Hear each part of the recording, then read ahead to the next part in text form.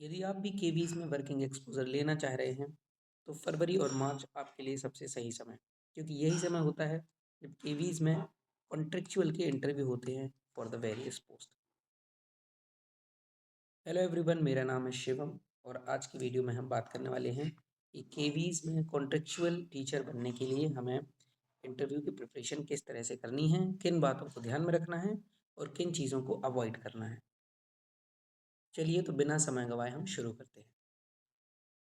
इस वीडियो में हम बात करेंगे कि हमें क्या पढ़ना है इंटरव्यू के लिए, कैसे मेंटली रेडी रहना है और डेमो क्लास कैसे प्रिपेयर करना है। सबसे पहले बेसिक इंट्रोडक्शन आपका रेडी होना चाहिए, क्योंकि इंट्रोडक्शन वाला क्वेश्चन आपसे पूछा जा सकता है। बट जो हम एक्चुअल इंटरव्यू के टाइम पे क्वेश्चंस पूछे जाते हैं कि आप टीचर क्यों बनना चाहते हैं और ये कैसे करेंगे वो कैसे करेंगे, तो जनरली वो क्वेश्चंस इन इंटरव्यूज़ में नहीं पूछे जाते हैं। रीज़न रीज़न ये है कि ये इंटरव्यू देने के लिए जो कैंडिडेट्स होते हैं वो बहुत ज़्यादा होते हैं और एक सिंगल पैनल को इंटरव्यू लेना होता है, तो वो हर कैंडिडेट को मैक्सिमम 2 से 3 मिनट्स ही प्रोवाइड करने का स्कोप रख पाते हैं, उससे ज़्यादा किसी कैंडिडेट को नहीं दे पाते। जबकि रेगुलर इंटरव्यूज़ में हमें 15 to 20 मिनट्स भी मिल सकते हैं, इतना टाइम इंटरव्यूअर्स के पास होता है। इस वजह से यहाँ क्वेश्चंस की संख्या ऑटोमेटिकली कम हो जाती है और चैलेंज बढ़ जाता है कि 2 से 3 मिनट में ही आपको अपनी स्पेशलिटी बतानी है कि क्या किस चीज़ में आप दूसरे कैंडिडेट से बेहतर हैं। फिर भी एटलीस्ट हमें इंट्रोडक्शन तो रेडी कर ही लेना है, वो भी इंग्लिश लैंग्वेज में। इंटरव्यू का फोकस, जो कॉन्ट्रेक्चुअल इंटरव्यू हो सकते हैं उनका फोकस होता है कि आपको इंग्लिश लैंग्वेज कितनी आती है, क्या आप कम्युनिकेट कर पाएंगे पेरेंट्स से, बच्चों से इन इंग्लिश।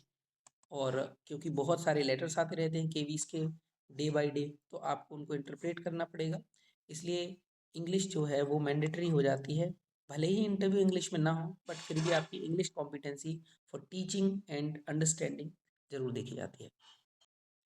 अब बात करते हैं व्हाट टू स्टडी, क्या थोड़ा बहुत पढ़कर जाए। तो अगर आपने सीटेट एग्ज़ाम निकाला है, चूँकि इसके लिए सीटेट चाहिए होता है, अगर आपको प्राइमरी टीचर बनना है, जो रेगुलर टीचर बनने के लिए एलिजिबिलिटी चाहिए होती है वही सारी एलिजिबिलिटी कॉन्ट्रेक्चुअल टीचर बनने के लिए रहती है ना। आपने प्राइमरी टीचर बनने के लिए आपने डीएड या डीएलएड किया हो, साथ में सीटेट पेपर 1 होना चाहिए। वहीं सेकेंडरी के लिए आपका ग्रेजुएशन के साथ बीएड होना चाहिए और सीटेट पेपर 2 होना चाहिए, और पीजी का आपको पता होगा। अब हम देखते हैं कि क्या पढ़ सकते हैं। तो देखिए, आपने सीटेट के लिए पेडागोजी और साइकोलॉजी को पढ़ा होगा, फिर भी आप थोड़ा सा रिवाइज कर सकते हैं कि पियाजे के मेन मेन कॉन्सेप्ट्स क्या थे, कितनी उसकी स्टेजेस थी, कैसे उनका एजुकेशन में प्रयोग हो रहा है। अगर आप ऐसा कुछ अपने आंसर्स में क्राफ्ट कर पाते हैं, बता पाते हैं कि मैं साइकोलॉजी पेडागोजी को बहुत अच्छे से जानता हूँ और बच्चों में वो इनकलकेट कर सकता हूँ, उसका यूज़ करके मैं बेहतर अपनी क्लासरूम को मैनेज कर सकता हूँ, तो ये बहुत अच्छी बात होगी।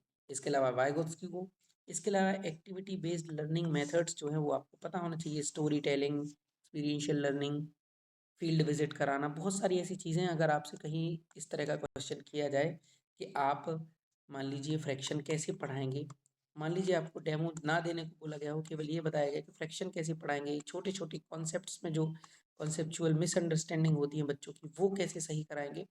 तो इस तरह के प्रश्न जो हैं इनके आंसर्स आपको क्या रखना है, रेडी रखना है।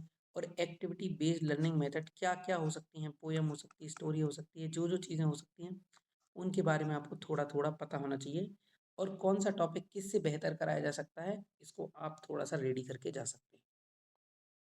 इसके अलावा पैनल जो है आपका बेसिक नॉलेज भी चेक करता है about educational things going on in our country, तो हमारी जो कंट्री में एजुकेशन से रिलेटेड डेवलपमेंट हो रहे हैं उनके बारे में, जैसे निपुण क्या है, एफएलएन क्या है, एनईपी क्या है, एनसीएफ क्या है।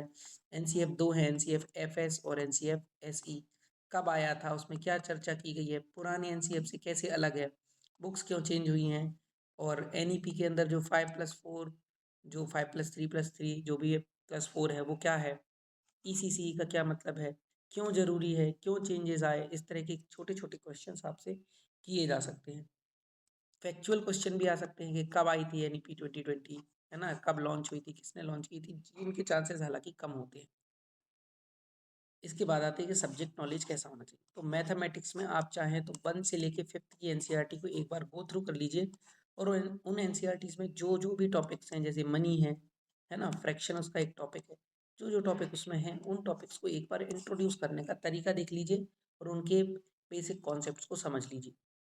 नंबर नेम जरूर याद रख लीजिएगा, कई बार पूछ लेते हैं 40 कैसे लिखते हैं, तो 40 FORTY है ना। वहीं 91 पूछ लेंगे, 90 कई बार इसको 90 को लोग गलत लिख लेते हैं, NINTY इस तरह से है ना। तो नंबर नेम्स में जो जो स्पेलिंग थोड़ा सा अलग है उनको जरूर थोड़ा सा याद रखिएगा। सिमेट्री से रिलेटेड क्वेश्चंस हैं, जैसे मुझसे एक बार क्वेश्चन पूछा गया था कि ये ट्रायंगल है, इस ट्रायंगल को 4 पार्ट्स में, इक्वल पार्ट्स में कैसे डिवाइड करोगे, है ना। तो सिमेट्रिकल पार्ट्स होने चाहिए, तो इस तरह से इसका ये आंसर था। ऐसे कुछ भी क्वेश्चंस किए जा सकते हैं जो बेसिक कॉन्सेप्ट से रिलेटेड हो प्राइमरी के 1st to 5th के। अब बात आई कि इंग्लिश में क्या रेडी रखना है। इंग्लिश में आपको टीचिंग के लिए अलग चीज़ रेडी रखना है, लेकिन आपको क्या आना चाहिए, कुछ कंफ्यूजिंग स्पेलिंग्स होती हैं, जैसे एकोमोडेशन पूछ लेंगे आपसे, इवन केंद्रीय विद्यालय की स्पेलिंग भी पूछ सकते हैं। वैसे ही हिंदी में भी पूछ लेंगे कि आशीर्वाद की स्पेलिंग बताओ, त्योहार कैसे लिखते हैं।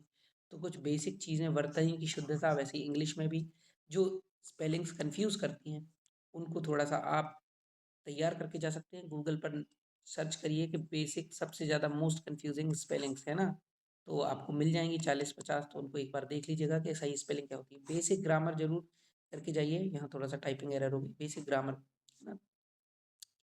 कैसे प्रिपेयर करेंगे आप बेसिक ग्रामर? बेसिक ग्रामर तो आपको आनी चाहिए एक्चुअल में, है ना। किसी भी कॉम्पिटिटिव एग्जाम की बुक से आप थोड़ा बहुत प्रिपेयर कर लीजिए। हो सकता है आपसे कोई सेंटेंस जो है उसको ट्रांसलेट करा लिया जाए इंग्लिश में, और ट्रांसलेट ना कराने के अलावा 2-4 सेंटेंसेस बोलने को बोल दिया जाए कि पास्ट परफेक्ट में, कुछ भी ऐसा। बाकी इसके चांसेस थोड़े से कम होते हैं, ज़्यादा चांसेस होते हैं कि स्पेलिंग्स ही आपसे लिखाते हैं। इसके अलावा होमोनीम, होमोफोन, होमोग्राफ, ये सब आपको थोड़ा बहुत पता होनी चाहिए। ईवीएस में बेसिक जनरल नॉलेज होना चाहिए, इसके लिए आप कुछ अलग से प्रिपेयर नहीं कर सकते, बट टीचिंग स्ट्रेटजीज जरूर पता होना चाहिए कि न्यूज़पेपर का क्या उपयोग हो सकता है ईवीएस में, आप ईवीएस बच्चों को कैसे पढ़ाएंगे, इस तरह के क्वेश्चंस उसमें आ सकते हैं। पानी कैसे सेव करेंगे, मतलब बहुत सारी चीज़ें जो हमारा एनवायरमेंटल कंजर्वेशन है, एनवायरनमेंट का कंजर्वेशन है, वो कैसे करेंगे, अलग अलग चीज़ों के बारे में, तो उससे रिलेटेड प्रश्न आ सकते हैं। अब बात ये है, इसकी बात करते हैं कि मेंटली कैसे रेडी रहें। और सिंपल सी बात है, आपको अगर ये कॉन्टेक्चुअल का इंटरव्यू क्रैक करना है तो क्या गलती नहीं करनी है और क्या करना है। देखिए, मैं ये पहले ही डिस्कस कर चुका हूँ कि बहुत सारे कैंडिडेट्स इंटरव्यू देने जाते हैं। 1 साल मैंने भी as a contextual teacher work किया था, और उस समय यू वॉन्ट बिलीव 165 कैंडिडेट आए थे इंटरव्यू देने के लिए for only one post, and I was the first in the list. मैं उस लिस्ट में पहला आया था कॉन्टेक्चुअल इंटरव्यू के बाद। मुश्किल से मैंने 3 मिनट इंटरव्यू दिया था, for the 3 whole minutes I talked in English. तो जैसे ही मैंने इंग्लिश में कम्युनिकेट किया, उनको बहुत अच्छा लगा, क्योंकि उसके पहले वाले कैंडिडेट बहुत ज़्यादा क्या कर रहे थे, थोड़ा सा अंडर कॉन्फिडेंट फील कर रहे थे। तो सबसे पहली चीज़ है कि कॉन्फिडेंट रहो, क्योंकि 2 मिनट में आपका कुछ भी बिगड़ने वाला नहीं है। ज़्यादा से ज़्यादा क्या होगा, ज़्यादा से ज़्यादा नहीं ही होगा ना। लेकिन अगर आप अंडर कॉन्फिडेंट रहेंगे तो नहीं ही होगा। तो जब नहीं ही होना है तो अंडर कॉन्फिडेंट क्यों रहे, कॉन्फिडेंट रह के अगर आपका सिलेक्शन ना हो तो अच्छी बात है, बजाय इसके कि आप अंडर कॉन्फिडेंट हो। दूसरी चीज़ क्या है कि अगर आप 2 मिनट में वहाँ अपनी कुछ स्मार्टनेस, आप में कुछ अलग चीज़ है, जैसे आप कंप्यूटर का नॉलेज आप में बहुत अच्छा है, या फिर आप पोएम लिख लेते हैं, या फिर गा लेते हैं, या कुछ भी ऐसी चीज़ जो भी मल्टी डायमेंशनल है, जो मल्टी टैलेंटेड की ओर ले जाती है आपको, कि आप थोड़ा सा स्किल्ड पर्सन है, तो वो आप 2 मिनट 3 मिनट में दिखाने की कोशिश करिए। अभी आप प्रश्न उठेगा कि सर ऐसा प्रश्न ही नहीं आया जिसमें मुझे दिखाने की आवश्यकता पड़े। देखिए, कुछ भी पूछें वो, आप अपने प्रश्न के आंसर को इस तरह से क्राफ्ट करिए, इस तरफ से मोड़िए कि उसमें समझ में आए कि उनको ये आता है। जैसे इंटरव्यू के टाइम पे मुझसे एक बार पूछा गया था कि, जैसे रेगुलर इंटरव्यू की ही चर्चा करता हूँ, मेरा रेगुलर इंटरव्यू हुआ जो केवीएस का 2022 वाला, उसमें वो बात कर रहे थे कि एनईपी की चैलेंजेस क्या है। अब मुझे शो करना था कि मैं ऑलरेडी वर्किंग हूँ, मैंने केवीज में वर्क किया है, और मैंने स्टेट गवर्नमेंट टीचर के फॉर्म रूप में भी क्या किया है, as a state government teacher भी वर्क किया है। अब एक्चुअल में मैंने उसको अपनी प्रोफाइल में लिखा था, लेकिन शायद उस पर उनकी नज़र नहीं गई। तो मैंने अपने आंसर को इस तरह से क्राफ्ट किया कि जब मैं केवी में पढ़ा रहा था, जब मैं स्टेट में पढ़ा रहा था, तो मुझे ये प्रॉब्लम्स हुई, स्टेट गवर्नमेंट में ये प्रॉब्लम हुई। इससे उनको पता चल गया कि अच्छा, ये केवी में पढ़ा रहे थे।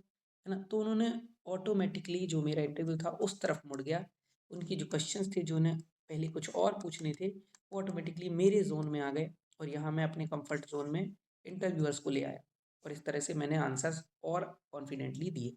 तो ऐसे ही आप अपनी स्मार्टनेस शो करिए और अपने कम्फर्ट ज़ोन में इंटरव्यूअर को लाने का ट्राई करिए। यही आप 2 मिनट में बताइए कि आप दूसरों से बिल्कुल अलग हैं, है ना? How will you do that? ये मैं आपको बता चुका हूँ कि आप कैसे करना है।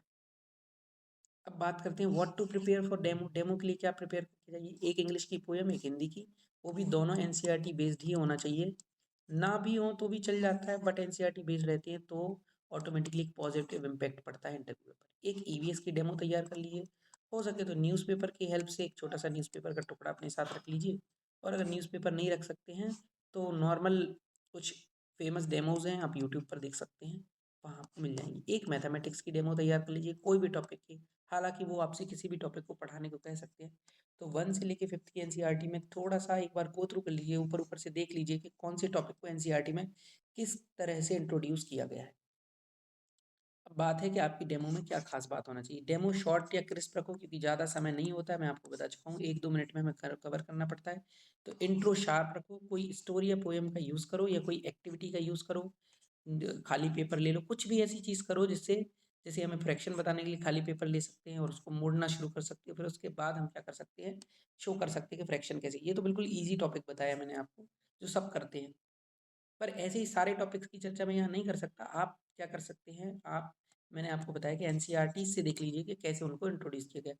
बहुत अच्छा रहेगा कि आप किसी स्टोरी या पोएम को यूज़ करें। जैसे मैं पोएम बनाने में बहुत अच्छा हूँ, तो मैं क्या करता था कि जो पिछली एनसीईआरटीज़ में एनसीईआरटी की बुक में जो स्टोरीज़ थी, जिन स्टोरीज़ से इंट्रोड्यूस किया गया था उन टॉपिक्स को, मैं पहले उनको कविता बना लेता था। फिर वो कविता से इंट्रोड्यूस करता था, तो जो लोग थे उनको बड़ा अच्छा लगता था। एक्चुअल में बच्चों को भी बहुत अच्छा लगता था जब मैं वो पोएम से टॉपिक इंट्रोड्यूस करता था बजाय स्टोरी के। और ये ध्यान रखिए कि जिस टॉपिक को आप तैयार कर रहे हैं, जो टॉपिक आप पढ़ाने वाले हैं, उसमें क्रॉस क्वेश्चन हो सकते हैं। पता चला आपने फ्रैक्शन पढ़ाया, फिर उन्होंने कहा कि इस फ्रैक्शन को और इस फ्रैक्शन को जोड़िए। पता चला वो पूछ लें -3/5 फ्रैक्शन क्यों नहीं है? तो इस तरह के क्रॉस क्वेश्चंस के लिए आप रेडी रहिएगा। तो आई होप इस वीडियो में आपको बहुत हेल्प मिली होगी। जब रेगुलर इंटरव्यूज़ होंगे तो one by one, topic by topic मैं आपको बहुत हेल्प दूंगा इसमें। और जो हमारे रेगुलर कैंडिडेट्स हैं जो इस बार की वैकेंसीज़ में बैठ रहे हैं, उनके लिए अलग से इंटरव्यू की सीरीज़ होगी। ये केवल कॉन्टेक्चुअल इंटरव्यूज़ देने वाले बच्चों के लिए है। तो वो कैंडिडेट्स, आई होप कि आप सफल हों और जल्दी ही जल्दी आपको केवीज़ का एक्सपोज़र मिले। Thank you everyone, have a nice day.